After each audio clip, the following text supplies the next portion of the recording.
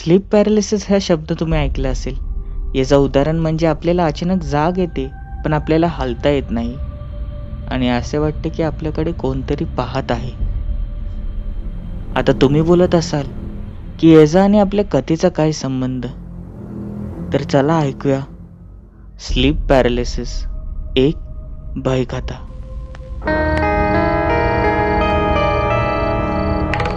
पण आपण आपल्या चॅनलला सबस्क्राईब केलं नसेल तर सबस्क्राईब करा, बेल नोटिफिकेशन दाबा आणि आपली कथा कशी होती मला इंस्टाग्रामवर कळवा. आयडी आहे tejas.story. अक्षय नुकताच तो इंजिनियर झाला होता. एकुलता एक मुलगा. त्याचे आईबापाही फार खुश होते.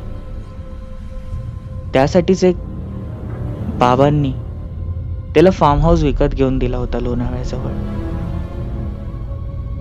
त्याचे बाबाही बिल्डर होते आणि अक्षय त्यांच्याच खाली प्रशिक्षण घेणार होता काही दिवस.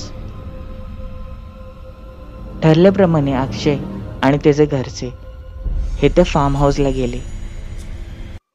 तो बंगला बघतच राहावा एवढा छान होता. साधारण 1 वर्ष झालं असेल त्याला बांधून असे वाटत होते. अक्षयच्या बाबांचेही काम तिकडे साधारण महिनाभर होते. त्या दिवसापासून ते तिथे राहायला लागले आणि अक्षरशः बंगल्याच्या बाजूलाच मोठे जंगलासारखे झाडे झुडपे होते. दिसायला अगदी छान वाटत होते आणि हळूहळू अक्षय तिथे रमू लागला. पण आजूबाजूच्या लोकांनी सांगितले की साहेब जरा जपून, इथे काही भुताटकीचे प्रकार घडतात.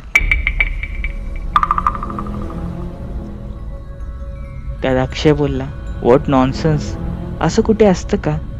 आणि अक्षयच्या बाबांनीही त्याच्या होला हो मिळवली.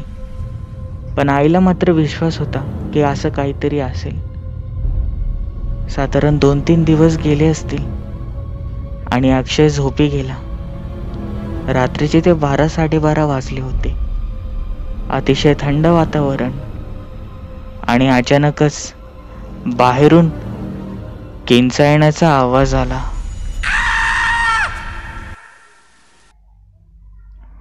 अक्षय जोरात उठला आणि जाताच त्याने खिडकीमध्ये पाहिले, पण त्या झाडांमध्ये कोणी नव्हते. लागलीच त्याने बॅटरी मारून बघितली, पण तेव्हा देखील कोणी नव्हते. भास असावा किंवा कोणी मस्ती करून पळून गेले असावे असे त्याला वाटले. तो पुन्हा झोपी गेला. दुसरा दिवस उगवला. झालेला प्रकार आपल्या आईबापांना सांगितला, पण आईबापांनी सांगितले की तुझा भास असेल. पण अक्षयभर आता जे होणार होते त्यांनी विचार केला नसेल. आईबाबा त्याचे बाहेर गेले होते. सहज अक्षय किचन मध्ये काही खाद्यपदार्थ बनवत होता आणि मागून आवाज आला, अक्षय अक्षय. अक्षयने त्याच क्षणी मागे पाहिले, पण मागे कोणी नव्हते. पूर्ण घर हे पिंजून काढले, पण घरात देखील कोणी नव्हते. असे होणे शक्य नव्हते. कोणी एवढं स्पष्ट नाव घेऊन कसं काही जाऊ शकतं, तो विचार करू लागला. आणि हळूहळू अक्षयची तब्येत खालावू लागली होती. पुन्हा एकदा तो रात्रीचा झोपला होता आणि तसाच आवाज हा अक्षयला पुन्हा आला ओरडण्याचा. अक्षयने ह्यावेळेला नकार दिला, पण पुन्हा एकदा आवाज आला आणि अक्षयने यावेळेला रागारागात उठला आणि त्या खिडकीमध्ये पाहू लागला. त्याने त्या खिडकीमधून बघितले तर त्याने पाहिले साधारण एक 25-26 वर्षाचा व्यक्ती हा एका मुलीला मारत होता आणि त्यांच्याच बाजूला एक 6 ते 7 वर्षाचा मुलगा हा तिकडेच बघून हे दृश्य पाहत होता. तो तिला बेदम मारत होता. ती बाई ओरडत होती, सोडा मला, जाऊ द्या. पण तो माणूस काही ऐकण्याच्या मनस्थितीत नव्हता. तो लहान मुलगा जणू रडू फुटेल असे वाटत होते. अचानक त्या माणसाने एक कुलवडी आपल्या हातामध्ये घेतली. तो त्या बाईच्या गळ्यावर मारणार त्या क्षणी अक्षय जोरात ओरडला, थांबा. त्या लहान मुलाची नजर अक्षयकडे गेली आणि अक्षय हा स्तंभ झाला. कारण की त्याने पाहिले त्या लहान मुलाचे डोळे हे अक्षरशः लाल होते. अक्षयने काय पाहिले त्याला समजत नव्हते. लागलीच आपल्या आईबापांना घेऊन तो बाहेर आला, पण बाहेर कोणी नव्हते. त्यात बाबांनी सांगितले, हे बघ अक्षय, तुझे भूताचे प्रकार फार वाढलेले आहेत. असल्या गोष्टी ऐकत जाऊ नको. त्याला चेतावणी दिली. काही दिवस हे तसेच जात होते. त्याला भास होत होते ओरडण्याचे आणि किंचाळण्याचे. एके दिवस तो झोपले असताना तेच भास ऐकू आले. जणू कोणी मदतीला तिला बोलवत आहे. पण आता हा आवाज अक्षरशः कानाच्या जवळून येत होता, रडण्याचा आणि ओरडण्याचा. अक्षयने आपले डोळे उघडले आणि त्यांनी पाहिले की अक्षरशः त्याच्याच बेडच्या बाजूला तेच मुलगी ही खाली बसली होती आणि तोच माणूस हा तिला बेदम मारहाण करत होता. तो तिला एवढा मारत होता की ते बघून अक्षयने उठण्याचा प्रयत्न केला, पण अक्षयला यावेळेला हलता येत नव्हते. आता अक्षयला समजले होते की हा स्लीप पॅरालिसिस तर नाही ना. पण ते दृश्य पाहून अक्षयला घाम फुटला होता. कारण की त्याच्याच बाजूला अक्षयने पाहिले की तो साधारण 6-7 वर्षाचा मुलगा अक्षयकडे एकटक पाहत आहे आणि त्याचे डोळेही तसेच लाल झाले होते. पण इकडे त्या माणसाने ती कुल्हाडी घेतली आणि त्या बाईच्या गळ्यावर वार केला. ती मुंडी अक्षरशः काही अंतरावर जाऊन पडली. अक्षयने ते दृश्य पाहिले, आपले डोळे बंद केले आणि जोरात किंचाळला. अक्षयला हलता येत नव्हते. त्याची नजर सहज समोर गेली तर तो मुलगा तसाच त्याच्याकडे येत होता. त्याचे डोळे हे अक्षरशः लाल होते आणि तो हवेत तरंगत अक्षयकडे येत होता. पण अचानकच लाईट पेटली आणि अक्षयचे आई बाबा हे त्याच्या कमऱ्यामध्ये आले. झालेला सगळा प्रकार सांगितला, पण अक्षयच्या बाबांनी त्याच क्षणी त्याच्या कानफड मारली आणि रागात सांगितले, तुला आधीच सांगितले होते हे असलं काही ऐकत जाऊ नको, बघत जाऊ नको. ते तरी बरं की बाहेरच्यांनी ऐकलं नाही. ती रात्र कशी बशी त्याने आईबापांजवळच काढली. पण कधी ना कधी तरी त्याला एकटे राहायचे होतेच.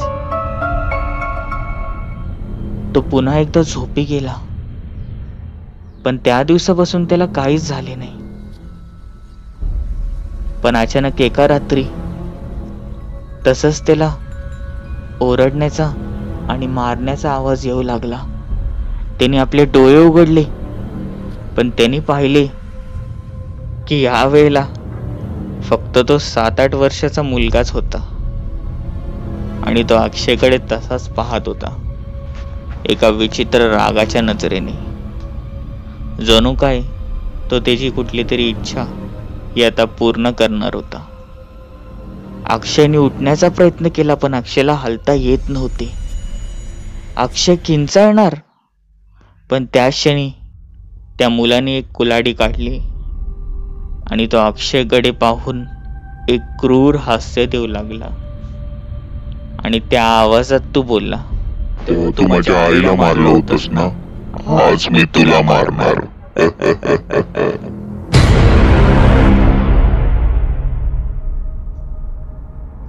तो हळूहळू अक्षयच्या जवळ येऊ लागला.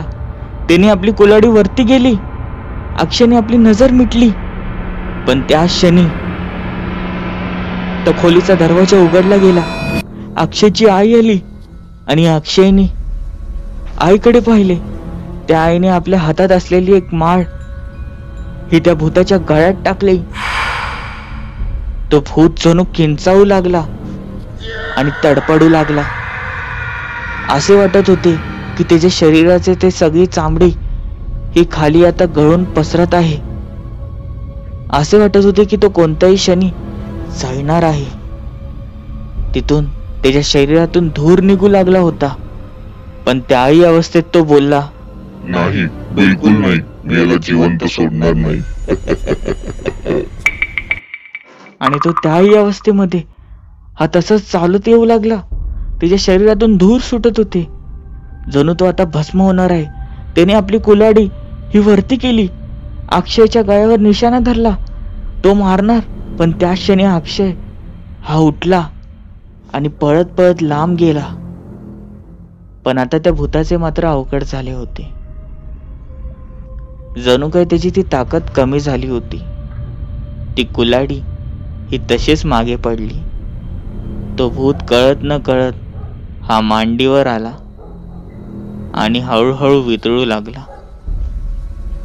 अक्षय त्याच्या आईनी आणि हो, लांबूनच त्याच्या बाबांनी ते दृश्य पाहिले होते. ते तसेच जमिनीवर बसले होते, कारण की त्यांना हे सगळं सहन झालं नव्हतं. लागलीच त्याच क्षणी ते त्या बंगल्याच्या बाहेर आले आणि त्या बंगल्यामधनं एक किंचाळण्याचा आवाज आला.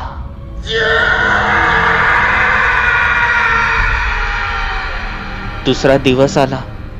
अक्षयने आपल्या आईला विचारले, सांग मला, तुला कसं कळलं की हा माझा पाठला करतोय, हा मला मारण्याचा विचारत आहे, आणि सर्वात म्हणजे हा भूत आहे, ते तुला कसं माहीत पडलं? आणि अक्षयच्या आईने सांगितले, ज्या प्रकारे तू मला सांगत होतास, मला पहिल्याच दिवशी वाटले की इथे कोणती तरी नकारात्मक शक्ती आहे, आणि हळूहळू तुझ्या सांगण्यावरनं मला ते पटले. मी इथे आजूबाजूला चौकशी केली, पण कोणी काही सांगण्यास तयार नव्हते. मग काय, शेवटी देवाची साथ. मंदिरात गेली असताना मी एका पुजारीला विचारले आणि त्याने मला प्रकार सांगितला. त्याने सांगितले की आजपासून साधारण 15 ते 20 वर्ष आधी इथे एक जोडपं राहत होतं. तेही नवीनच, साधारण 30 वर्षाचे असतील. त्यांना एक मुलगा होता आणि त्या मुलाला व्यसन लागलं दारूचं, आणि त्या अवस्थेत तो बायकोला मारहाण करत असे, तेही त्यांच्या मुलांसमोर. आणि एक दिवशी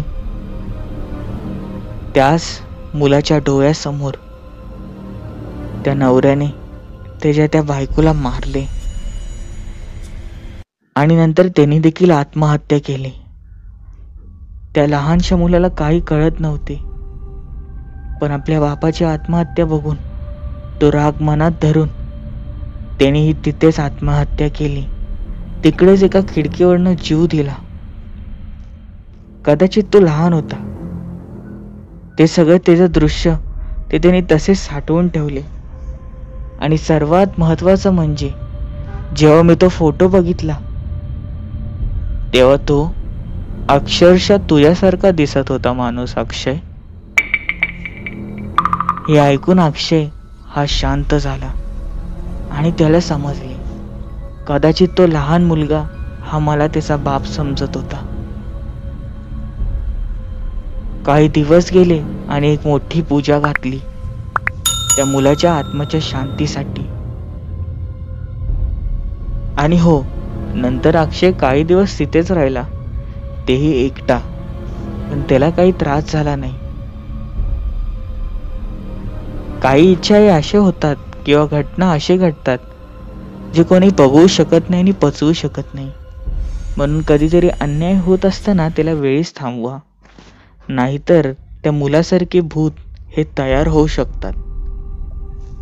ही कथा तुम्हाला कशी वाटली? आवडली असेल तर मला इंस्टाग्रामवर कळवा. आणि हो, आपल्या चॅनलला सबस्क्राईब करायला विसरू नका.